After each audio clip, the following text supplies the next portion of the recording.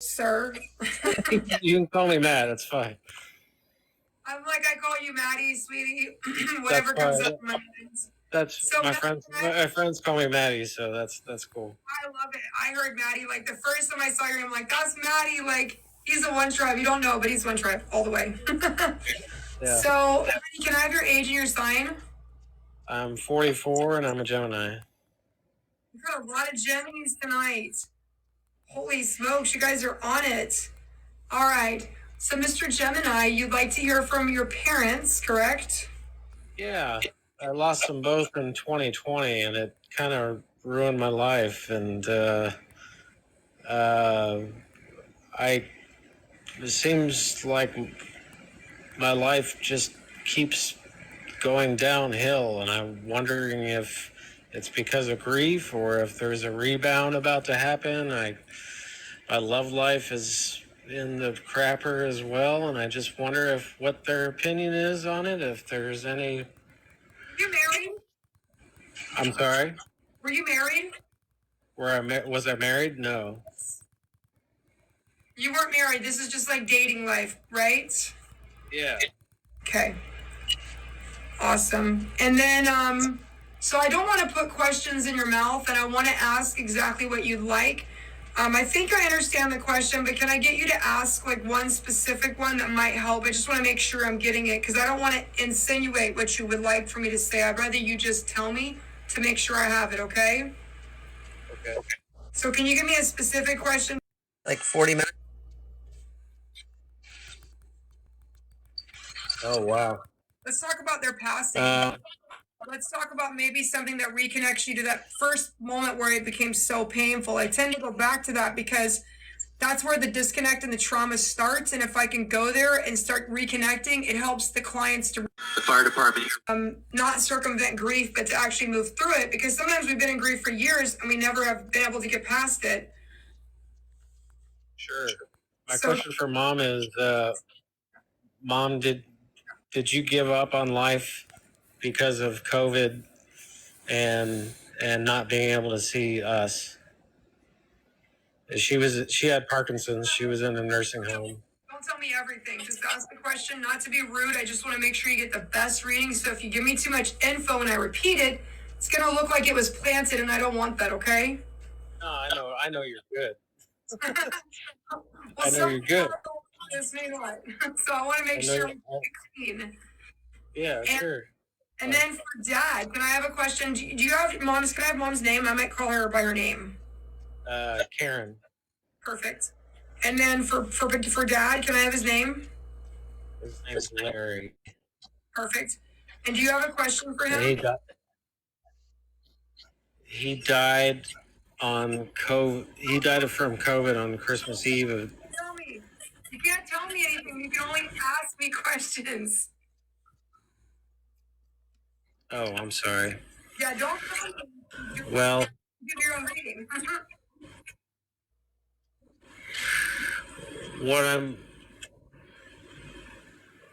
I guess what I'm wondering for Dad is he with me, and does he feel sufficiently responsible for what he did to my sister?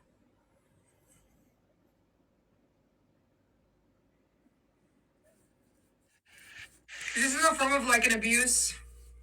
Yeah. Okay. This was known about before he passed, correct? Yes. Yeah. But you had a relationship with your father before he passed? Yes. Yes. Okay. I love my father. Yeah, you love him, right?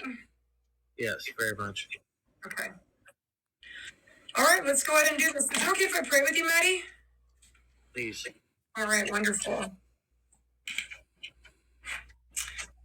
Oh my God, thank you so much for Maddie. We're just so grateful for his amazing energy and for his masculine strength, just being an example to all the sisters of the One Tribe and all the other brothers. We're so grateful for him to step into his power, to come forward in faith, to just receive at the table the best and most encouraging, loving, grateful messages that he can receive to help him in his processing and healing of his grief and loss.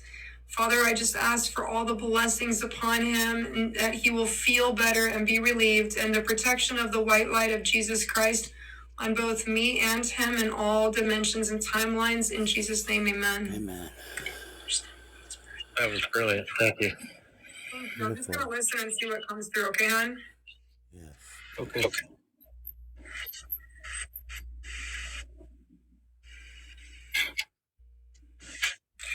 Your mother's a very strong voice. I heard it too. This is going to go off, but your mom is very strong voice. I heard it too. She says, I would never leave you, Maddie. I would never leave you like that. She's very, very animated to let you know that I would never give up on life. Not even in that place. But Really? she said, now does that sound like her? Because she's absolutely like, no, I would never give up on life. I would never just give up. I wanted to see you. I wanted to be with you. I wanted to live my life. Yeah. This was not part of the plan. She said, I was already struggling. I was already fighting. I was already attending to doctors. I was already taking medication. I was already trying to live my life. Do you understand that? Yeah. She says that it wasn't up to her. Her passing had nothing to do with her. It had to do with what the hospitals did to her and the protocol that they put her on. Yeah. She was sedated. Was she intubated also? Intubated? Yes. No, she wasn't intubated. No, but she had it. She was in hospice for a long time. She said I was sedated and I struggled and I fought and I was the last person in the world to give up on my life. She was sedated. Yeah, not intubated. Yeah, sedated. Yeah, she was heavily sedated. Yeah. Yeah, well, she was in hospice. Yeah. She said that there was a lot of... Did you have like a grief-guilt relationship with her when she was in hospice? Yeah. Yeah. She said you went to see her. You visited her quite frequently, yes? Yeah, I was there every day. But you also felt guilty that she had to be there, and you felt like she struggled a lot. Yeah, I didn't think it was necessary for her to be there. I thought she gave up. I thought she was done with it because she couldn't see us anymore, because all I could see her due to COVID regulations was outside of her window of her No. Yeah, that's all I could ever see of her. Yeah, no, that definitely killed her, because your energy in that way, yes, that definitely did. Because what? You gave her so much energy when you held her hand, when you touched her face. You were healing her every time you brought your energy, your masculine, safe, healthy, vibrant, energetic energy to her. You would give her probably 20,000 doses of energy each visit. That kept her alive with you. She's blinking the light. She just hasn't come through. That blinking is her communicating right now. That little bit right there. She's just not pressing it too much. But she said, and there she is. I knew she would come through when I said that. That's her right there. She says, please tell him that I love him so much and that you are one of her very true loves in her life. And she needs you to forgive her because you feel like she gave up and left you. Well, she may have only had another 6 months, year. I don't know. I really don't know, but it's possible she could have another 20 years. I mean, her mother lived to 95. She died at 79. She's something going on with her neurology and her brain. There was something going on with her. Yeah, she had Parkinson's. That's what she died of. They show me that she had a very, very long, like 30-year Epstein-Barr virus that no one diagnosed that turned into Parkinson's. Oh, wow. Yeah. Yeah, she dealt with a long long period of illness. Yeah. Nobody really could diagnose. They could really not diagnose properly. Almost like feeling off, feeling sick, go to doctors, no diagnosis, back and forth, different things. And then she finally got the Parkinson's diagnosis. So her body was, but she says, my son knows I was sick, but he definitely wasn't ready for me to leave. Definitely wasn't. She was an anchor, even though she was sick, she said, I anchored my son. I gave him, even though, I was sick and we didn't always have perfect visits. The fact that he came to visit me was an anchor in his life because you would just talk to her. Yeah. She was my everything, really. I felt terrible that she was in that place in a nursing home because she hated being there, and I didn't want her to be there, and it made me miserable to think about going and spending time there with her because she wanted me to bring her home, and I just couldn't. I couldn't do it. It was too much, and it just wasn't possible. No, you couldn't serve her and work and put a roof over your head. You couldn't do all that. She knows that now. She just says you are the only man that never let her down. Wow. You in her eyes were like a hero to her. That's really nice. It's true. I mean, she really, really looked to you like a soulmate. Even though you're her son, there was just something so special with that dynamic. Like, I just love you, thank you. You've always been there. Like, there's just such a dynamic that's so special between you. And I want to encourage you by telling you that you will be together again. And you've been together before. I wanted that. And can you elaborate on that at all?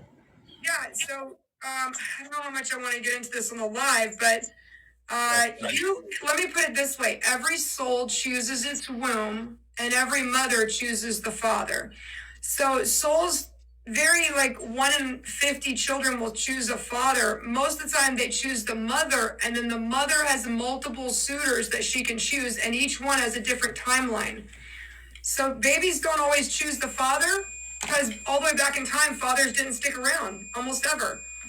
But women had to deal with having their child, and the baby knew that, so it would choose the womb. So every soul chooses the womb, and then every mother chooses the father. Wow. But she said, you need to know that you had chosen her before, and that she had chosen you before. So I feel like you might have been in another life, not necessarily mother and son, but maybe like twin brother and sister, or some sort of, I don't think it was a sexual connection because I don't want to be weird about this, but there was definitely a familial connection before this life. Yeah, I could see that. Because it's almost like you felt the need to take care of her, and there was almost a guilt, like, she needs to be with me, but I just am not capable. So there was a deficit between what you could do and what you couldn't do, and there was a huge amount of guilt which just stopped you from healing.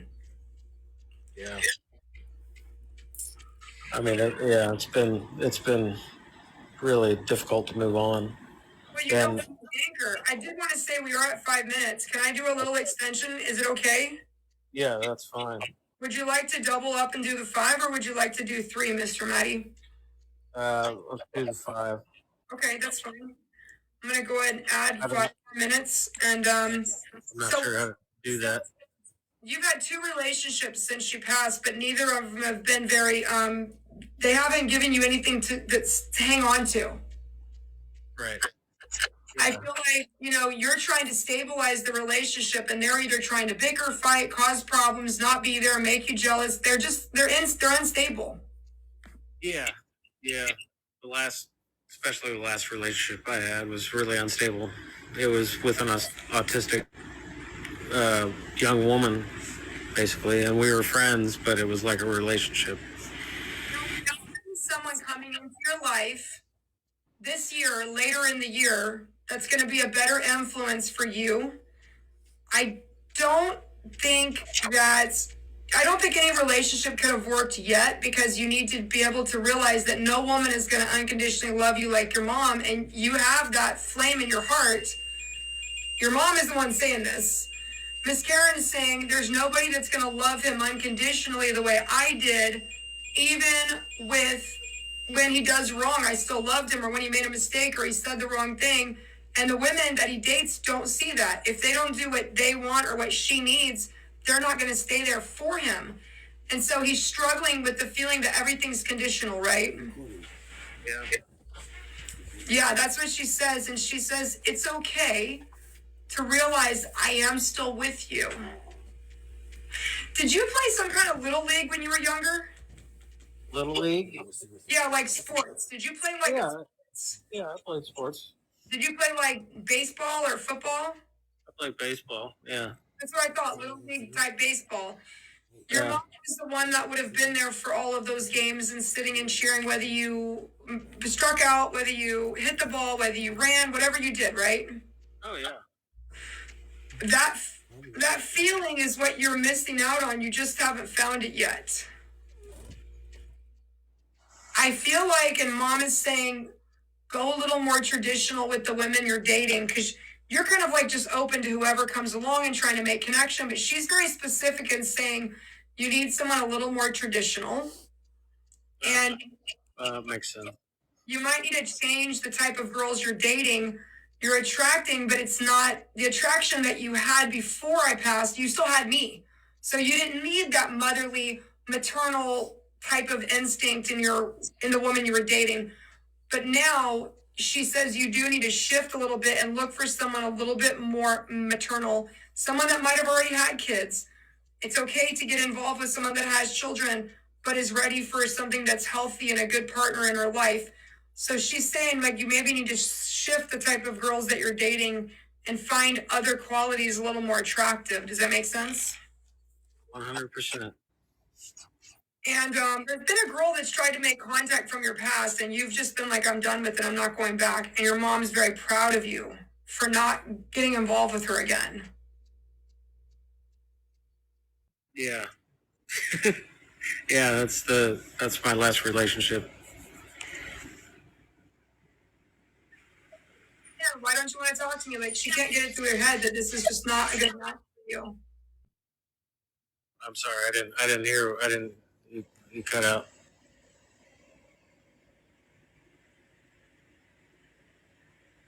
Are we losing signal?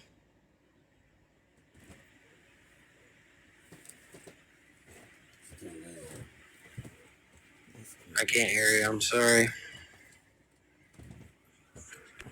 I'm not sure what I need to do here. I was calling in the middle of that. Wait, there you go. No, it's not me. Sorry about that. I was trying to answer a phone call when you did your reading. Oh. So, yeah, she says that this person will block you. Unfortunately, you're just not a match for that energy, and that energy is not going to help. Yeah. Yeah, so definitely put that behind you and work toward your healing. Start talking to her. Like, for some reason, she says you still have a hard time accepting that she's with you because you knew she passed. Yeah, I do have a hard time with that. Because I'm schizophrenic, and so it's hard for me to decipher what is. Yeah, definitely. She says that it's her in the quiet. That's what she said. When you fall asleep and when you wake up, that's me. When you dream about me, that is me. In the small moments, I still come to you and you can feel my energy with you. It's not always a voice. It's more like I come to him when his mind is silent. Like she always shows me right before you go to sleep in your chair. Do you have a chair that you sleep in a lot or fall asleep in? Yeah, I'm in it right now. He's like, it's my his chair, and I like touch his, Sunshine I just Frost sweep his hair over 21. like she always did. She always swept your hair over, and she just touches you. That's it. So she is with you. So know that she's with you, Maddie. Yeah. Are you on medicine for schizophrenia? Yeah, I'm taking medications like Abilify and ADHD. I have ADHD. I'm taking medications for that. You know, I've seen I've definitely seen schizophrenics. You actually strike me as bipolar. I don't see you as schizophrenic. I don't even see that in your chart. Are you sure they diagnosed you correctly? Well, it's schizoaffective is my is my. That's all scam. I don't see that, and I see very clearly usually in people's charts what is their flag, what's their banner, what's their diagnosis. I don't see that for you. I actually would be careful about even say. I would say, you know what, I struggle with some bipolar or some chemical imbalance, but I don't know if I would ever call yourself schizophrenic again unless you had to. Well, that's what my psychiatrist diagnosed me as. That's schizoaffective. Yes, okay, so, just saying this, not trying to get hate mail, but No, that's fine. I appreciate what your thoughts. yeah, well, psychiatrists diagnose you so they can medicate you. Sure. So, and I'm going to say personally, obviously I'm not a psychiatrist, but I am a medical medium, and I'm looking at your chart, and I don't see anywhere in there where you're schizophrenic. I see you at being bipolar, very high ADHD, and then very low with some mood suppression. And I see you being depressed where your own thoughts will take over and you have a very rapid voice with the ADHD talking to your higher self and your lower self. But I don't see you being schizophrenic, my friend. Well, I appreciate that. That helps me out immensely. Because every time you tell them, look, they tried to diagnose me with that when I was about 14 when I told them I talked to spirit. And look at me today. So again, there are communications with angels and guides and loved ones. It's not always a mental disorder, so we just have to realize that. But your mom says, I am with you, Maddie. I will not leave you. And as far as the reading with your sister and your dad, yes, of course. Just we should be doing another private reading. We should do a private reading for that, to be quite honest, because we don't have your sister's permission to talk about that on the live. I don't feel super comfortable talking about it on the live. I get it. That's fine. Yeah, we don't have her permission. She's an adult. So I would say that let's not do that. But I will say, to answer the question, does he feel sufficiently responsible? Yes. Yeah. But I can't talk about that anymore I just don't want to get anything. I want to make sure that we have all conditions met. Sure. Yeah, I understand. Yeah, no, that's fine. Well, I appreciate it so much. Everything. Have a good night, and thank you for being here as a sacred fire keeper. I appreciate your energy. Yes, I appreciate you so much. You have no idea. This has been amazing. And look, talk to your mom, sweetie. Talk to her. Make the tea. Tell her, Mom, I miss you. And allow yourself. I just want to say this to everybody, because if I say it to Maddie, I'm going to say it to everybody. Talk to your mom, and if you feel like crying, let it happen. Just say, Mom, I miss you. I love you. I need you. Don't leave me. And I promise you, she will make herself known to you, honey. I just lost, you've told me, I was crying the other night, I think, when you were on. I just lost my mother-in-law and my adopted mom, and both of my aunts. My husband and I, we've lost all of our women, all 5 of our women in 1 month. So we're definitely struggling with that feeling like, where do you find that unconditional love now? And we're having to seek inside of ourselves to try to give it to each other. And we're not even capable of that, really, as humans. Mothers and grandmothers are capable of that. Men and wives are not as capable of unconditional as we think. It's more conditional. So for me, I totally get what you're doing. And I have to break down and say, show me you're with me. I feel alone. Please don't leave. I love you, and just as you get into that, don't be embarrassed. Don't be ashamed. Don't feel like you need to fight that or suppress it. Express it in private so that she can then come through with her energy and help you feel so much better, okay? Okay. All right, hon. And we want to know how that's going, so just check back in. Where are you located at, by the way, Matt? I'm in Indiana, in Greensburg. What's the closest big city that you were close to? Indianapolis. Awesome. Okay. Well, thank you so much, Maddie, and we have a wonderful night, and God bless, honey. Oh, I appreciate you so much. Thank you. You're welcome. Have a I didn't mean to cut him off. He was a sweetheart. I could have done that reading all night. Yep, I got Chiefs on here, guys. I've got to make a run. I'll be right back. My kids are still up at 12:30. One's running around the kitchen like an Indian with probably a bowl of cereal and a feather headdress on. I'll be right back. I'm gonna leave you guys with some relaxing music.